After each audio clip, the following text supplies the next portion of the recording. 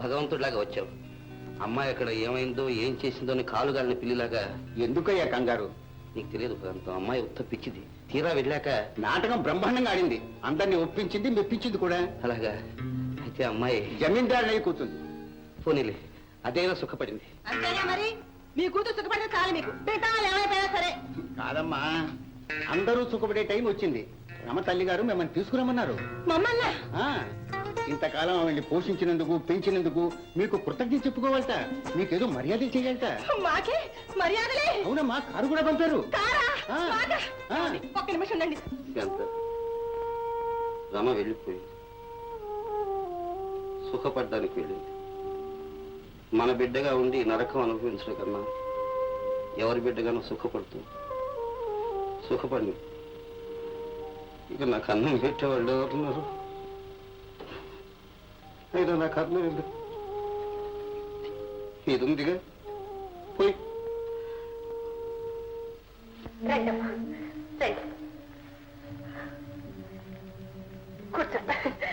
కూర్చోండి, పర్వాలేదు.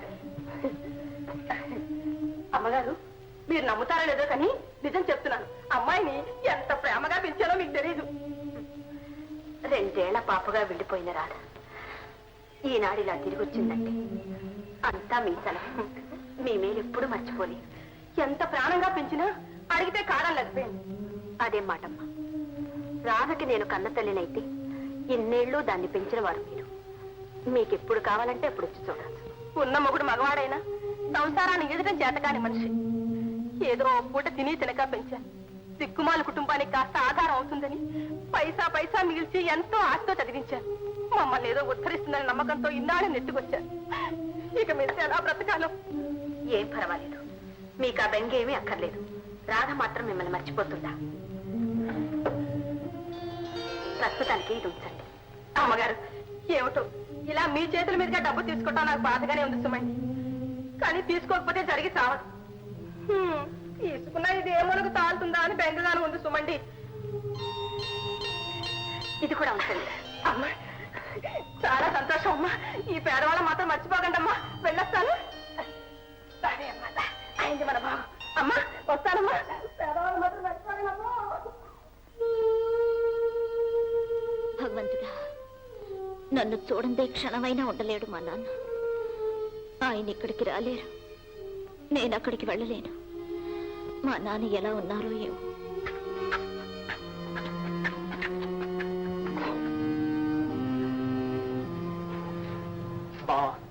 అర్ధరాత్రి అయింది, పద ఇంటికి పోదాం. ఇంటిగా? అక్కడ నాకు ఎవరు ఉన్నారు? నా తల్లి వెళ్ళిపోయింది.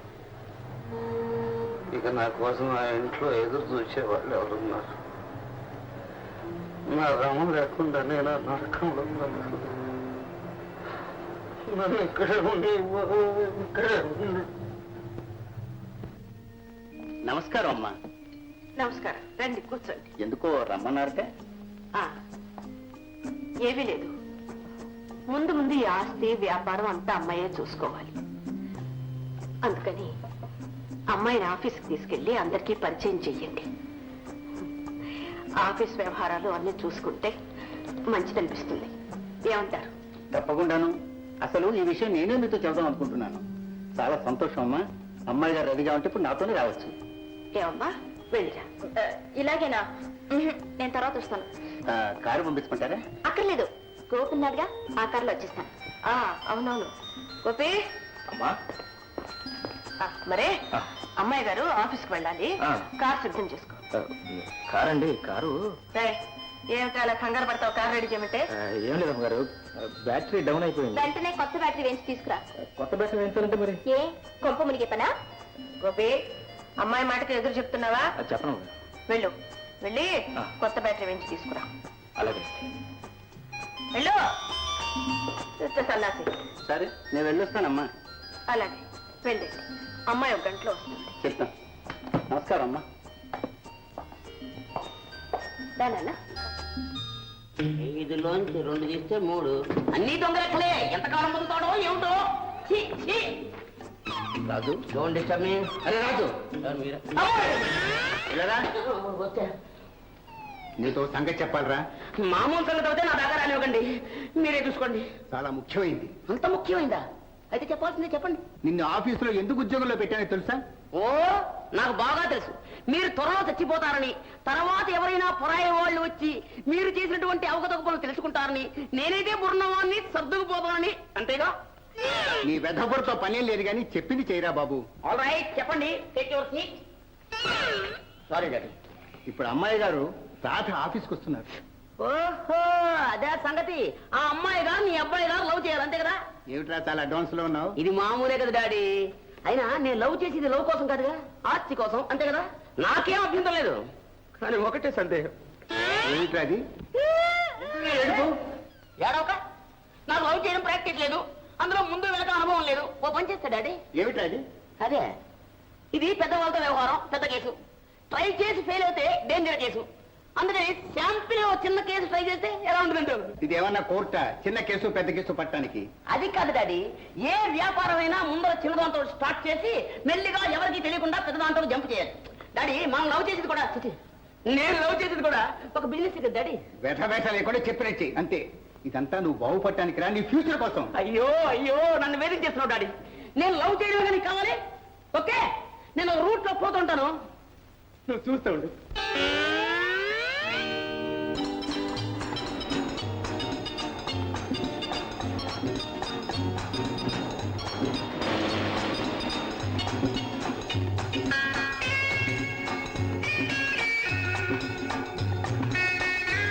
డ్రైవర్, ఎక్కడికి వెళ్తున్నావు? ఆఫీసు కదండి. ఎవరు చెప్పారు?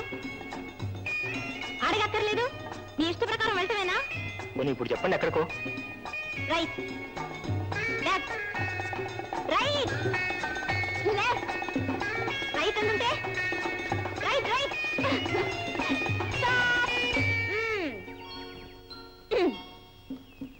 ఏయ్, ఎక్కడికి? రాధమ్మ గారు, నా పేరు రమ. అది అది ఎప్పుడోనండి? అప్పుడు ఇప్పుడు ఎప్పుడు నేను రమనే, రమగానే ఉంటాను, తెలిసిందా? అది కదండి. ఇదిగో, నీకు ఉద్యోగంలో ఉండాలని ఉందా లేదా? ఉందండి. ఉంటే ముందు ఈ అండిలు గిండిలు మానేయాలి. అలా ఉండాలంటే? ఉండాలంతే, లేకుంటే డిస్మిస్. తర్వాత నేను ఇంటికి రాకపూర్వం రమగా నన్ను ఎలా చూసేవాడివో, నాతో ఎలా ఉండేవాడివో ఇక ముందు కూడా అలాగే ఉండాలి. ఏ? అలా ఉండలేనండి. ఉండాలంతే. ఉంటావా లేదా? మన్నించండి గారు. ఉండవా? ఏమిటి, నువ్వు నా మాట విన్నంటావా? సరే, నువ్వు తక్షణం వెళ్ళు, కారు వదిలి వెళ్ళు. చెప్తాం, వెళ్ళొస్తానండి. గోపి, గోపి, నీ ప్రవర్తన చూస్తుంటే నాకేమీ అర్థం కావట్లేదు. నేను ఇంట్లో ప్రవేశించినప్పటి నుండి నువ్వు నాకు దూరంగా ఉంటున్నావు. నువ్వెందుకు ఇలా మారిపోయావు? మీరు ఇదివరకటి నా రమ్మ కాదు, ఇప్పుడు నా యజమానురాలు. అందుకే మారవలసి వచ్చింది. ఏమిటి, నేను నీ రమను కానా? అంటే ఈ సిరి సంపదలకు నేను దాసురాలనయ్యానని కదా నన్ను దూరం చేస్తున్నావు. అయితే ఇవేవి నాకు అక్కర్లేదు, నేను నీతోనే వస్తాను. వద్దమ్మాయి గారు, వద్దు. 16 ఏళ్లుగా మీకోసం తప్పించిపోయిన మా అమ్మగారు ఇప్పుడు మీరు మెరుపులా వచ్చి మాయమైపోతే వారు భరించలేరు. ఇక మా అమ్మగారు మాకు దక్కరు, మీరు ఇక్కడే ఉండాలి. నేను ఇక్కడే ఉండాలంటే నన్ను నువ్వు ఇదివరకుట్లాగే, అంటే రమలాగే చూడాలి. తప్పదు. రమలాగనా? రమలాగనా? అలాగే.